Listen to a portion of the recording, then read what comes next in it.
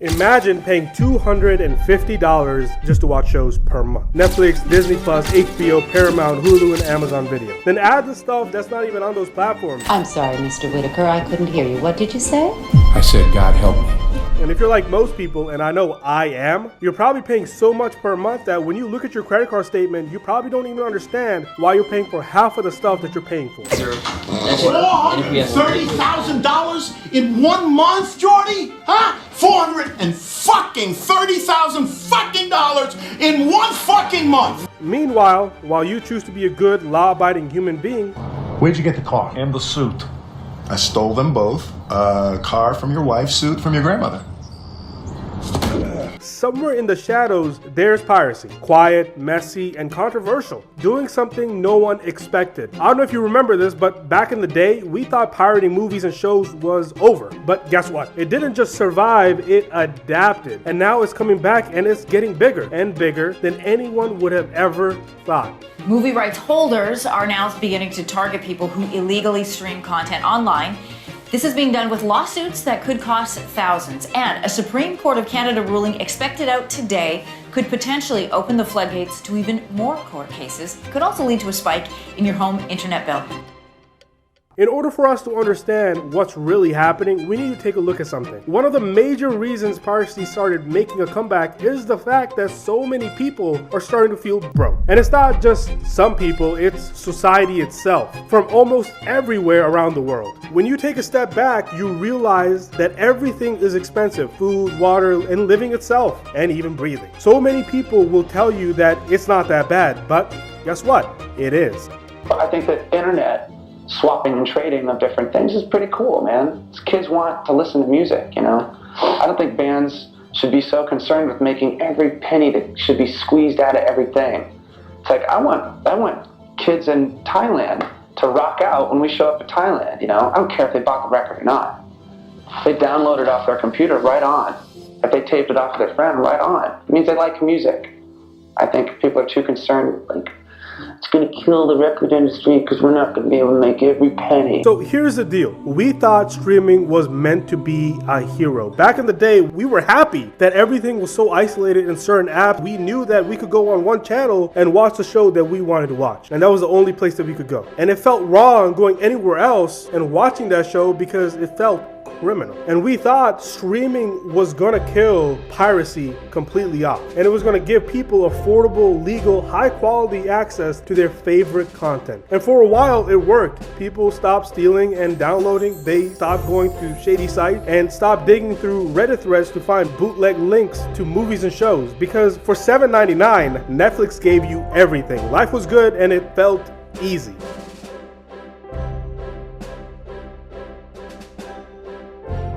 But then as time went on, the big studios got greedy. They looked at Netflix printing money and thought, we want what they have: subscriptions, guaranteed money. So they all launched their own platforms. First it was Hulu, then it was Disney Plus, then it was HBO Max, then it was Peacock, then it was Paramount Plus, then it was Apple, then it was Discovery Plus, and then it was ESPN Plus, and then it was YouTube Premium and Amazon Video. Well, now it's just chaos. The pie that everyone wanted is now gone. We ended up getting crumbs that got scattered across dozens of different apps, and it became more expensive. Now the average person has to juggle 6 to 7 different streaming subscriptions just to keep up with the shows they already love. You want to watch The Office? It's on Peacock now.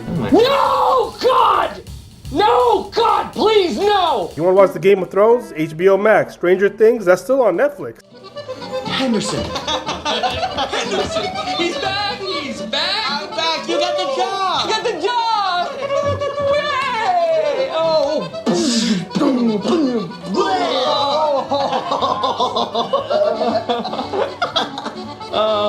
How many children are you friends with?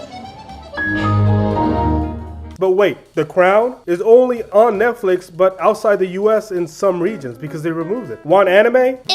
You need Crunchyroll, you need High Dive. Want K-dramas? Then you need Viki. Want sports? Well, good luck. To give you some perspective, I know you think this is overwhelming. The average person in the US spends close to around $508 a year, and that's just $48 a month just on streaming subscription. That number right there, yeah, it puts it into perspective, doesn't it? The system that was supposed to replace cable just became cable again, except this time it's even less convenient, it's more expensive, more restrictive, and more annoying. And so many people started looking for another option again. And waiting in the shadows was piracy. But this isn't piracy, you remember, not LimeWire or sketchy zip files anymore. This is a generation of piracy that is slick. It's modern. It's called streaming. Platforms like F Movies, Soap Today, 123movies.la, and WatchSeriesHD.tv have risen and grown to take over the underground. And now it's not even the underground anymore. It's actually above the ground because of so many people being attracted to it. And this time, they're not hiding behind blinking ads and pop-ups anymore. These websites are fast, well-designed, and in many cases, more user-friendly than the legitimate platforms we pay for. Some of them mimic Netflix down to the layout, but without the ads, the login, or buffering. They've got the full catalog, global content, HD streams, subtitle support, even continued watching queues. In countries where certain shows or movies are delayed or geo-blocked, these sites become the only place where people can even access the content in real time. Apps like Pikachu, massively popular in India and Southeast Asia, are literally mini pirate Netflix apps that stream US shows, movies, and sports, and anime all in one place for free. And we're not talking about 200 people using this stuff, we're talking about millions, billions of site views and visits per year across the globe.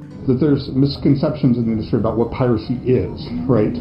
You know, there's assumption that what is piracy? Piracy is about people who want to steal stuff from you, right? That they don't want to pay any money and they want to get your content. But when you look at the fact that these people have, you know, $2,000 PCs and, you know, they're spending $50 a month US more on their internet connections, clearly they're willing to spend money. In fact, recent data from the analytics firm Muso found that there were over 215 billion visits to piracy websites globally in a single year, with over 80% of that traffic focused on streaming. But here's what really stands out. Most of the people pirating, they already pay for streaming services. They're not avoiding paying. They just feel like they're not getting enough value for what they're paying for. So I realized that there's a cheat code you could do on Netflix apparently where you Control-Shift-Alt-D. And when you hit Control-Shift-Alt-D, what you see is that you are actually getting a low bitrate 720p stream, even though you paid for 4K. Are they actually ruining the experience for somebody who's using a computer because they want you to use closed source platforms that give you more control? Some of these people can't even find the content they wanted due to licensing issues. Others just don't want to pay $18 a month just to watch one show. And some and others are just frustrated that the content they love got deleted because some studio found a tax loophole. Like when HBO Max removed Westworld, a show they made, just to write it off and save money. Imagine subscribing to a platform only for them to delete your favorite show and then act like it never existed. And that's happening more and more every single month and every single year. Disney removed dozens of original series from its platform. Netflix has quietly wiped out an entire seasons from its library, and guess what? Piracy scoops them up and hosts them forever. And suddenly the pirates look like the preservationists, while the billion-dollar studios look like the ones that are erasing art. That's the world we're in now. People aren't pirating because they love breaking the rules. They're doing it because the system we were promised failed. And they're doing it because convenience disappeared, prices exploded, and content got locked away behind paywalls, geo-blocks, and corporate contracts. So the question now isn't why people are pirating, it's why would they stop now? Picture your life in a place where everything you do, what you buy, how you behave, is tracked. They have an unprecedented level of control when it comes to the choices, communications, and private transactions that citizens are making.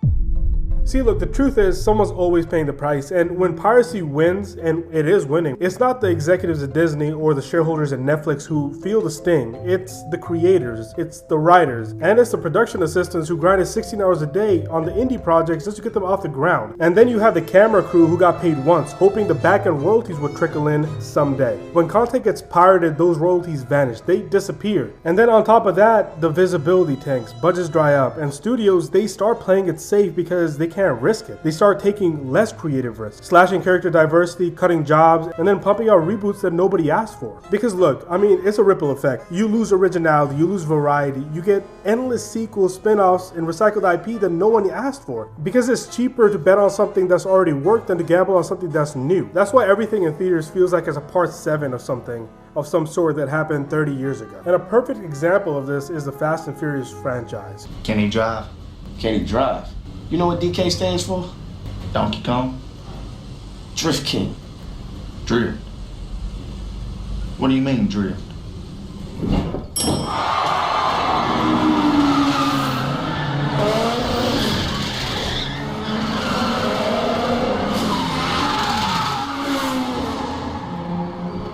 Still need a dictionary? Like seriously, these guys went from street racing to fighting nuclear bombs. Like, where does it end? But don't get me wrong, the studios do fight back. They sue piracy websites like almost every other month. But the thing is, they take down mirrors because that's exactly what these piracy sites are. Sometimes they might block the domains, they might blacklist or put stricter copyright laws, but the thing is, you shut down one and 3 others pop up in a different country with completely different laws and different names. A perfect example was a website which was called Soap Today, which got taken down for like a week, and then right as soon as it was taken down, 16 other websites popped up with the same exact UI. But here's the kicker. The more aggressive the crackdown gets, the more people start sympathizing with the pirates themselves. Because look, the pirates right now are considered the Robin Hoods. People don't want to be treated like criminals for trying to watch a show that used to be free with their subscription last month, that they paid for. And they don't want to pay for more and get less and be told it's their fault for sharing their account with their cousins. See, look, I mean, it's creating a divide, not just between the users and the platforms, but between the artists and the audiences. The people who actually care about the good content are caught right in the middle. They want to support the industry, but the industry keeps on making it hard to do the right thing. Every week, there's another thing I have to make a password for, another thing I have to sign up for, and it drains my bank account, and I'm just so sick of it!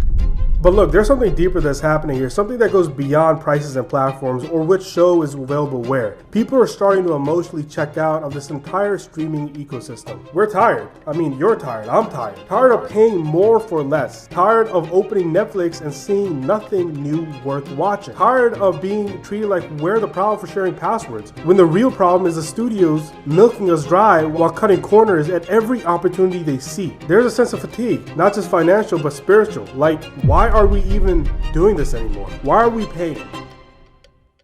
At first, streaming felt exciting. I mean, every Friday there was something new that we were waiting to watch. Something original, something worth talking about. But now it feels corporate, algorithmic, empty. Shows getting canceled before they even finish the first season. Promising stories getting buried under a mountain of mistakes and remakes and spin-offs. And slowly but surely, people stop forming real emotional connections with the platforms and with the content itself. We used to have people defending Netflix like it was family. Remember when Stranger Things dropped the new season? It felt like cultural event. If everyone wanted to watch it, and everyone did watch it. But now, the hype comes and goes within 72 hours and it disappears into the algorithm void. Meanwhile, on the piracy side, there's a weird resurgence of community. People in telegrams, groups, sharing links, helping others find foreign subtitles, uploading lost media, even archiving content that studios themselves have deleted for tax reasons. I'm not saying it's noble, but it's oddly human. And once people disconnect emotionally from a platform, it's incredibly hard to win them back. You can't just throw a new Marvel spin-off at them and expect loyalty. Streaming services haven't just lost subscribers, they've lost the trust. That's dangerous because once the audience stops caring, they stop paying attention. And once they stop paying attention, they stop paying. And that's it. And that's when piracy wins by default. Not because it's better in every way, but because the competition stopped trying to be worth it. Nearly 1 million people cancelled their subscriptions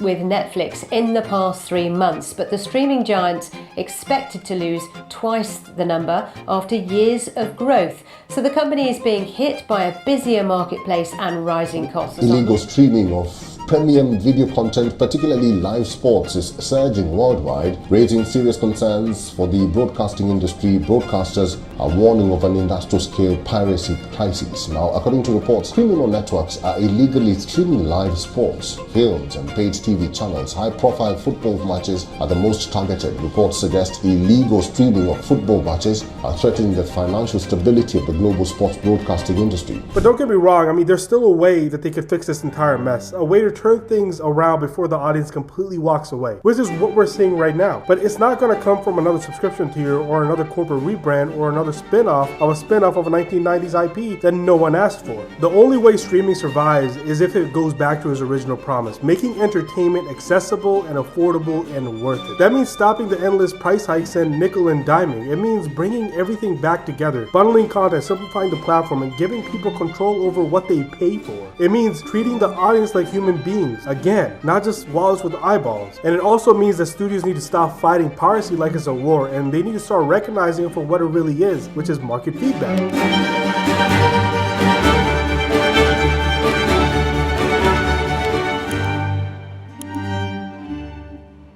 Piracy isn't just about stealing, it's about gaps. Gaps in access, gaps in affordability, gaps in trust. Fix the gaps and people will come back. Because people don't want to be pirates, not really. They want what's fair, they want good content. And the men behind one of the world's top websites for illegal file sharing are sentenced to 1 year in prison.